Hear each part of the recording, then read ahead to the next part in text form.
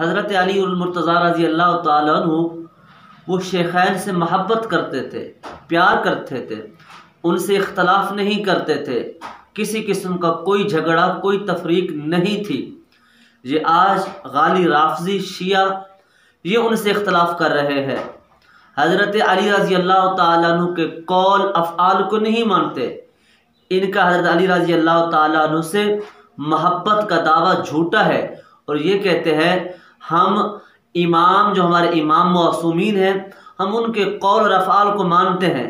हकीकत में इनका दावा झूठा है, ये उनको नहीं मानते। आप कहेंगे कैसे नहीं मानते, वो तो दिन रात अपने इमाम के अलम लहराए हुए हैं और उनकी बातें कर रहे हैं। तो मेरी बात सुनिए, हज़रत अली और मुर्तज़ा रज़ी अल्लाह ताला अन्हु ने अपनी बेटी उम्मे कुलसुम रज़ी अल्लाह ताला अन्हा का निकाह किया है। किसके साथ है?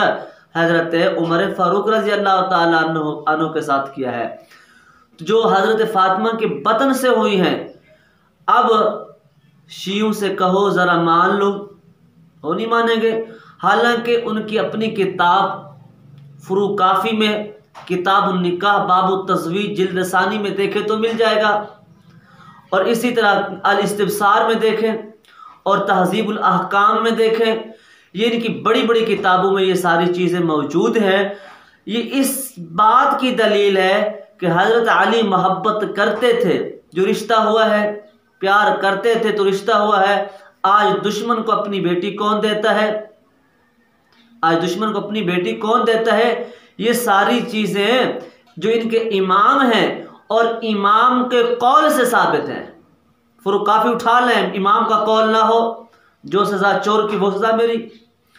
अजीज़ो, हज़रात सहाबा किराम रिज़वानुल्लाह ताला अन्हुम अजमईन के दरमियान आपस में मोहब्बत थी, प्यार था। शिया ये झूठे दावे करते हैं, ये अपने इमाम के कौल को नहीं मानते, ये हज़रत अली से मोहब्बत नहीं करते। अगर अली से मोहब्बत करते तो शेखैन से मोहब्बत करते।